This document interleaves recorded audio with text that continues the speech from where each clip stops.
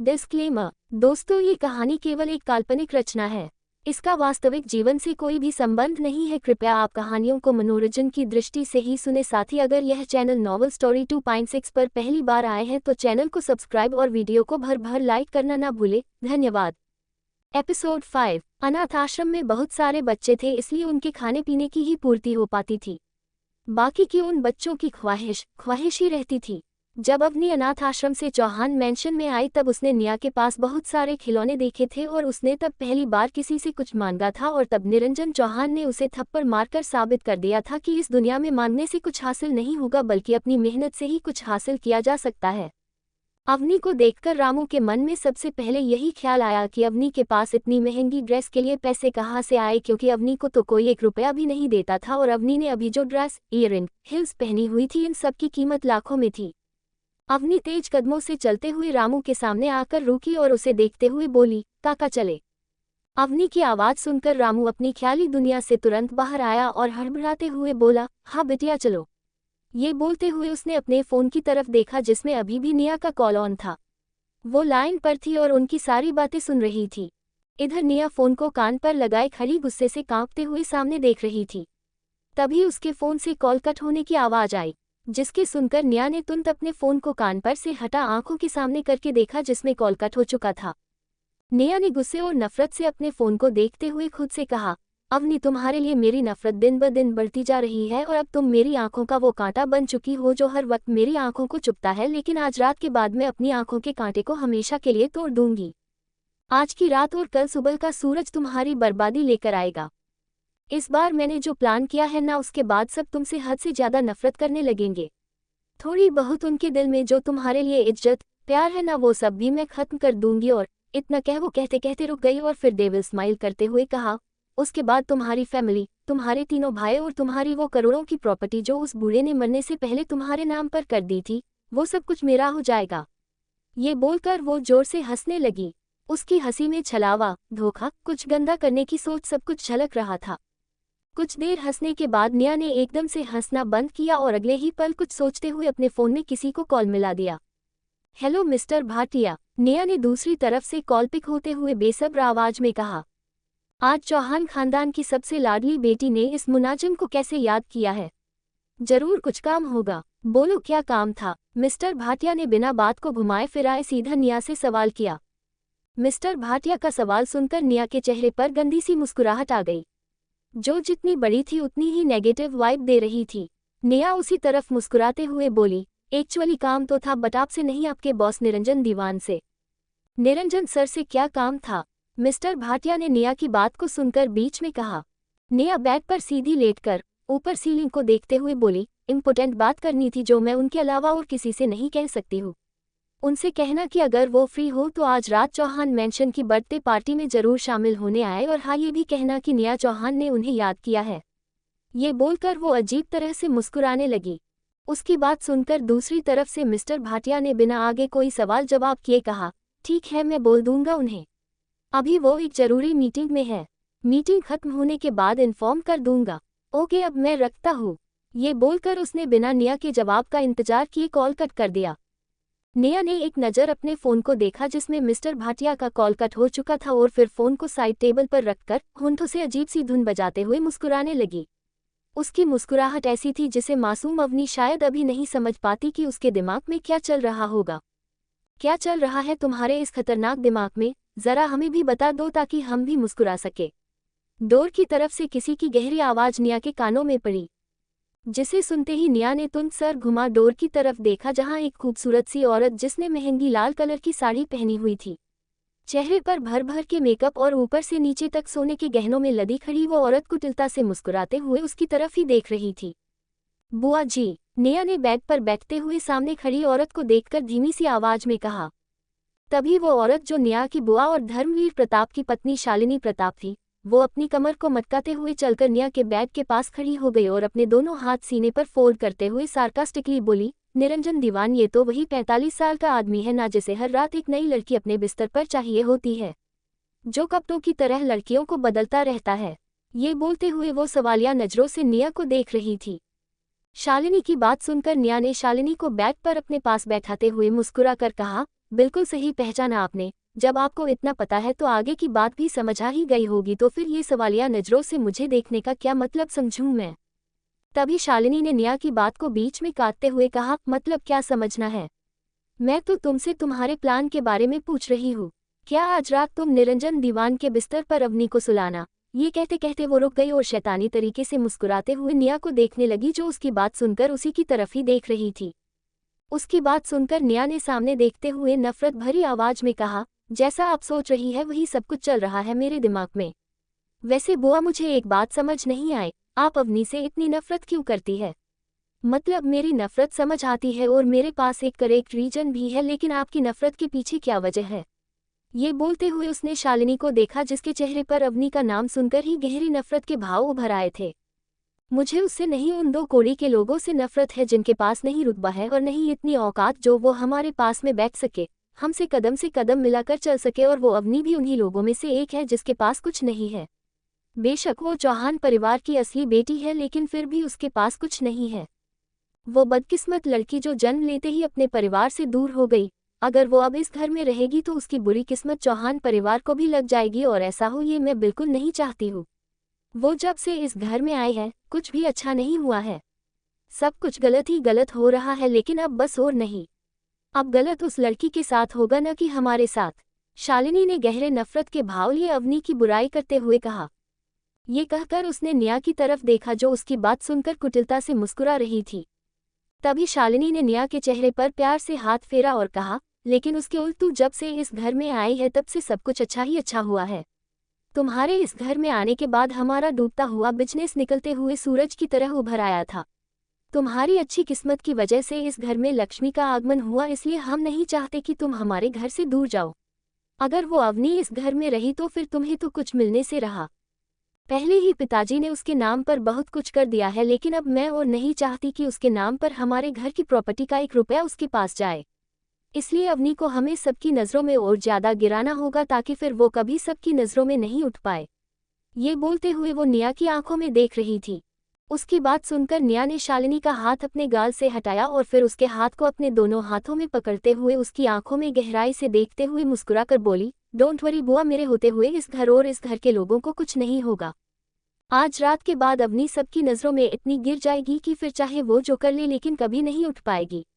चौहान परिवार को अपनी इज्जत सबसे प्यारी है, और जब उसी इज्जत पर अवनी की वजह से कलंक लगेगा ना, तो फिर कोई उसे इस घर में नहीं रखेगा, बल्कि धक्के मारकर उसे घर से बाहर सड़क पर निकाल फेंकेंगे। ये बोलकर वो अजीब तरह से मुस्कुराने लगी। उसकी बात सुनकर शालिनी ने मुस्कुरा कर कहा, अब बस रात होने का इंतजार रहेगा। ये बोलकर उसने प्यार से नेहा के माथे को चूमा और फिर मुस्कुराते हुए रूम से बाहर निकल गई। शालिनी के जाने के बाद नेहा बेड से खड़ी हुई और रेडी होने के लिए सीधा वॉशरूम में चली गई। इधर दूसरी तरफ इसी घर का एक कमरा, जहां चारों तरफ अंधेरा ही अंधेरा फैला हुआ था। उस अंधेरे को चीरते हुए एक 0 वोल्ट के बल्ब की पीली रोशनी उस कमरे में अपना उजाला बिखेर रही थी, जिसमें एक लड़का सामने सोफे पर बैठा थोड़ा दिखाई दे रहा था। चारों तरफ सन्नाटा फैला हुआ था। तभी उस सन्नाटे को चीरते हुए किसी लड़के की गंभीर आवाज उस कमरे में सुनाई दी, भाई अब मैं अवनी को यहाँ और बर्दाश्त नहीं कर सकता हूँ। उसकी हरकतें मुझे हर वक्त इरिटेट करती है, और कॉलेज में भी उसकी वजह से मुझे इंसल्टिंग होना पड़ता है। उसमें नहीं कोई मैनर्स है और नहीं बात करने का तरीका। अगर वो कॉलेज में जाएगी तो फिर मैं कॉलेज से रिजाइन कर दूंगा। उस लड़के ने जिद और गुस्से से सोफे पर बैठे लड़के की तरफ देखकर कहा। उसकी बात सुनकर सोफे पर बैठे लड़के ने सामने टेबल पर पड़ा रिमोट उठाया और फिर रूम की सारी लाइट्स ऑन कर दी। लाइट्स ऑन होते ही चारों तरफ का अंधेरा तुरंत मिट गया और अब सब कुछ क्लियर नजर आने लगा था। रूम के एक साइड की वॉल पर कांच की अलमारी बनी हुई थी, जिसमें हर जगह कागज, फाइलें और कुछ जरूरी डॉक्यूमेंट रखे हुए थे।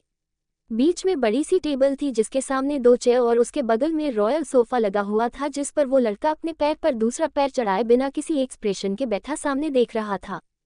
उसके साइड में रखे 2 सिंगल सोफे पर 2 लड़के बैठे हुए थे, जिनमें एक लड़के के चेहरे पर कोई एक्सप्रेशन नहीं थे और दूसरा लड़का बेसब्र चेहरे से सामने सोफे पर बैठे लड़के को देख रहा था। वो उतावलेपन से उस लड़के के कुछ बोलने का इंतजार कर रहा था। एपिसोड 6। बीच में रखे 2 सिंगल सोफे पर 2 लड़के बैठे हुए थे, जिनमें एक लड़के के चेहरे पर कोई एक्सप्रेशन नहीं थे और दूसरा लड़का बेसब्र चेहरे से सामने सोफे पर बैठे लड़के को देख रहा था। वो उतावलेपन से उस लड़के के कुछ बोलने का इंतजार कर रहा था। तभी उस सन्नाटे को चीरते हुए सामने सोफे पर बैठे लड़के ने अपनी धीमी मगर सर्द आवाज में कहा, मयंक, तुम्हारे कहने से कुछ नहीं होने वाला है। 2 साल पहले अवनी को चौहान मेंशन में दादाजी लेकर आए थे और अब उनकी मर्जी के बिना मैं अवनी को यहाँ से नहीं निकाल सकता हूँ। ये बोलते हुए उस लड़के ने सिंगल सोफे पर बैठे लड़के की तरफ देखा, जिसका चेहरा उसकी बात सुनकर एकदम से लटक गया था। वो इतनी भी बुरी नहीं है, बस थोड़ी नादान है। वो इतने साल हमसे दूर रही है, इसलिए उसमें चौहान परिवार के संस्कार नहीं है। बाकी अगर हम कोशिश करेंगे तो वो सब कुछ जल्दी ही सीख जाएगी। कुछ भी हो, लेकिन वो हमारी सगी बहन है और हम उसे ऐसे ही अकेले नहीं छोड़ सकते हैं। हर भाई का फर्ज होता है कि वो अपनी बहन की रक्षा करे। अगर वो गलत हो तो उसे सही रास्ता बताए, और जैसे हम सब ने निया को प्यार और एक अच्छी परवरिश दी है, अगर हम उसी तरह अवनी को भी प्यार और एक अच्छी परवरिश देंगे तो वो जल्द ही हम सब में ढल जाएगी। वो इंटेलिजेंट है, इसलिए उसे ज़्यादा वक्त नहीं लगेगा चीज़ें सीखने और समझने में। सबकी खामोशी को तोड़ते हुए सोफे पर बैठे दूसरे लड़के ने शांति से अपनी बात कही। ये लड़का शिवांश अवनी का दूसरा सगा भाई और उसके पास में बैठा मयंक अवनी का सबसे छोटा तीसरा भाई और सामने सोफे पर बैठा अश्विन सबसे बड़ा भाई है। शिवांश की बात सुनकर अश्विन ने नजरें उठा उसकी तरफ देखा। मयंक गुस्से और हैरानी से शिवांश को देख रहा था। उसके फेस एक्सप्रेशन देखकर ही समझ आ रहा था कि उसे शिवांश की बात बिल्कुल भी पसंद नहीं आई थी। भाई, ये आप क्या बोल रहे हो? अवनी पिछले 2 सालों से यहाँ रह रही है, फिर भी उसमें कोई चेंजेस नहीं आए हैं। फिर आपको ऐसा क्यों लगता है कि फ्यूचर में वो बदल सकती है?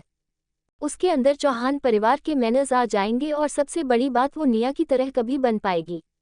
निया की तरह अवनी कभी नहीं बन सकती है। जहां निया गोल्ड है तो अवनी उसके पैरों की धूल के बराबर भी नहीं है। मयंक ने शिवांश की बात सुनकर गुस्से से तुरंत कहा। उसकी बात सुनकर शिवांश की शांत नजरें सीधे उसके चेहरे पर आकर टिक गई।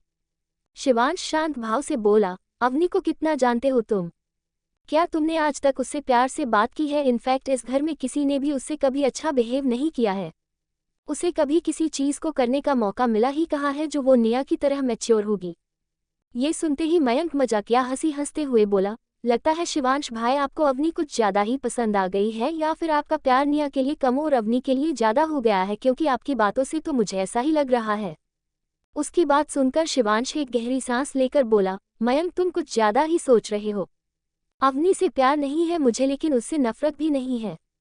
खून का रिश्ता है अवनी से, इसलिए बस उसके बारे में मुझसे कुछ नहीं सुना जाता है। और रही निया की बात, तो उसे हम सब ने मिलकर पाला है, तो ऑफकोर्स उससे अटैचमेंट ज़्यादा है मेरी और निया के लिए। जो मेरे दिल में जगह है वो अवनी के लिए कभी नहीं हो सकती है, लेकिन इसका मतलब ये नहीं है कि हम अवनी को सबसे दूर कर दे।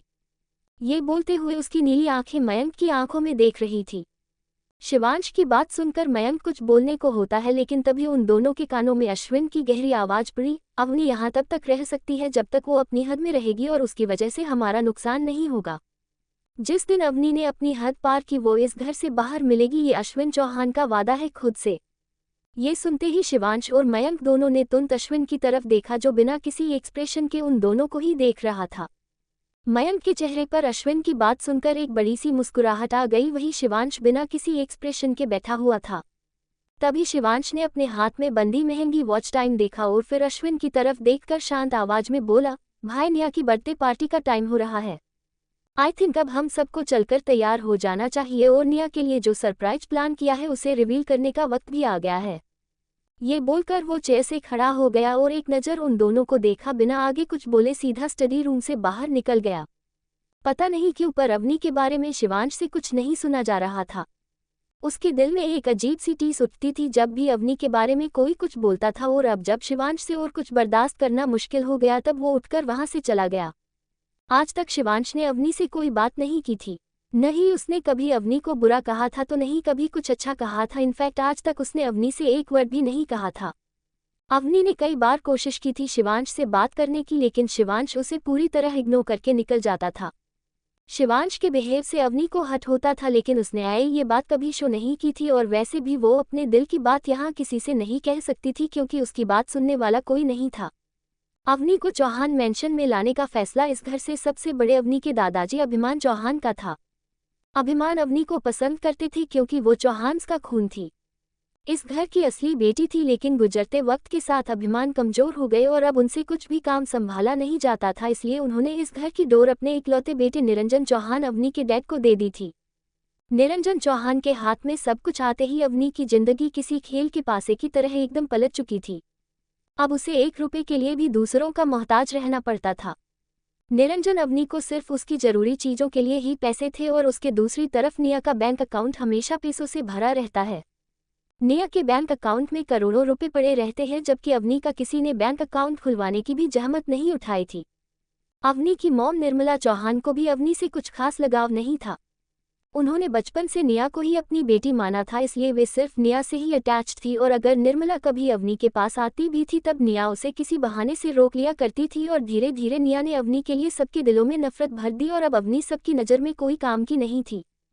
अवनी अब सबकी नज़रों में सिर्फ एक बदतमीज और घमंडी लड़की के अलावा और कुछ नहीं थी। इधर अश्विन और मयंक दोनों शिवांश को जाते देखते रह गए। शिवांश के जाने के तुरंत बाद मयंक ने अश्विन की तरफ देखा और बोला, अश्विन भाई, ये शिवांश भाई को क्या हो गया है? ऐसे तो अवनी से कभी बात नहीं करते हैं और अभी उसकी फिक्र हो रही है और ये आज जैसे उठकर गए हैं उसे देखकर लग रहा है जैसे उन्हें आपकी बात जरा सी भी पसंद नहीं आई हो। मैंने एक बार इंटरनेट पर वीडियो देखा था जिसमें आवारा लड़कियां जादू टोना जैसा कुछ करती है। कहीं अवनी ने भी तो शिवांश भाई पर अपना कोई जादू टोना नहीं कर दिया है? मतलब मुझे ऐसा लग रहा है। तभी अश्विन बीच में सर्द आवाज में बोला, जस्ट शट अप मयंक, तुम फोन कम यूज किया करो, पता नहीं क्या बकवास देखते रहते हो। जादू टोना जैसी कोई चीज नहीं होती है इस दुनिया में, इसलिए अपना फालतू का दिमाग लगाना बंद करो और जाकर पार्टी के लिए रेडी हो जाओ। ये बोलते हुए उसकी गुस्से भरी नजरें मयंक के चेहरे पर टिकी हुई थी। अश्विन की तेज आवाज सुनकर एक पल के मयंक अपनी जगह बैठा कांप गया, पर अगले ही पल वो अपने डर को कंट्रोल करते हुए बोला, सॉरी भाई, मैं अभी तैयार हो जाता हूँ। ये बोलकर वो तुरंत अपनी चेयर से खड़ा हुआ और तेज कदमों से बाहर निकल गया, लेकिन तभी अचानक मयंक के कदम डोर के पास आकर रुक गए। उसने हल्का सा सर घुमा अश्विन को देखा और बोला, भाई आप मानो या ना मानो पर अवनी अच्छी लड़की नहीं है, मुझे वो बिल्कुल पसंद नहीं है और अब उसे मैं इस घर से बाहर निकाल कर ही रहूंगा। ये बोलकर वो तेज कदमों से वहां से बाहर निकल गया। ऐसे ही समय बीतता गया और अब रात के 8 बज चुके थे। रात 8 बजे चौहान मैंशन को बेहद खूबसूरती से सजाया गया था। आर्टिफिशियल फूलों और फेरी लाइटों की रोशनी से चौहान मैंशन अपनी खूबसूरती चारों तरफ बिखेर रहा था। रात के अंधेरा चौहान मैंशन की रोशनी से कई दूर था। बर्थडे पार्टी का सर प्रोग्राम बाहर गार्डन में रखा गया था। गार्डन के एक साइड में बड़ा सा स्टेज लगाया गया था। स्टेज के पास में बड़े बड़े सॉन्ग प्ले करने के लिए स्पीकर्स रखे हुए थे। उनके पास में 3-4 आदमी चेयर और टेबल डाले बैठे हुए थे। वे म्यूजिक सिस्टम मैनेज करने वाले आदमी थे। अभी स्लो म्यूजिक चल रहा था जिसकी धुन आसपास खड़े लोगों का दिल खुश रही थी। एक तरफ आए हुए मेहमानों के खाने पीने के लिए महंगी से महंगी और टेस्टी डिशेज लगाई हुई थी। वाइन एक तरफ थी। वेजिटेरियन और नॉन वेजिटेरियन खाना अलग अलग रखा हुआ था ताकि किसी को भी खाने पीने में परेशानी ना हो। पूरा गार्डन मेहमानों से भरा हुआ था। मीडिया से लेकर बिजनेसमैन, डॉक्टर, एक्टर्स, वीआईपी आदमी, हर फील्ड के जितने भी बड़े आदमी थे सब आज इस बर्थडे पार्टी में मौजूद थे। मेहमानों के अलावा चौहान मैंशन का कोई भी मेंबर अभी गार्डन में नहीं आया था। सारे मेहमान खड़े आपस में बातें कर रहे थे। तभी अचानक एक तेज आवाज मैंशन के मेन डोर की तरफ से आई, जिसे सुनकर सबका ध्यान उस तरफ चला गया। मेन डोर पर चौहान मैंशन के तीनों बेटे खड़े थे। अश्विन ने ब्लैक टैक्सी को शूट पहना हुआ था। जेल से सेट किए बाल, काली गहरी आंखें जो हर वक्त ठंडी रहती है, तीखी नाक, ब्राउन होंठ, गेहुआ रंग, जिम में घंटों मेहनत करके बनाई हुई muscular body, V shape and attractive muscles जो उसकी शर्ट पहने होने के बाद भी साफ दिखाई दे रहे थे। 6 फुट 2 इंच हाइट, एज 27 साल। क्या होने वाला है पार्टी में? क्या अवनी बच पाएगी निया के प्लान से या फिर एक बार फिर निया कामयाब हो जाएगी अपने घटिया इरादों में? तो दोस्तों आगे कहानी में क्या होगा ये जानने के लिए स्टोरी को सुनते रहिए सिर्फ और सिर्फ नॉवल स्टोरी 2.6 पर। अगर कहानी आप सबको पसंद आए तो लाइक, शेयर और कमेंट जरूर करें। धन्यवाद।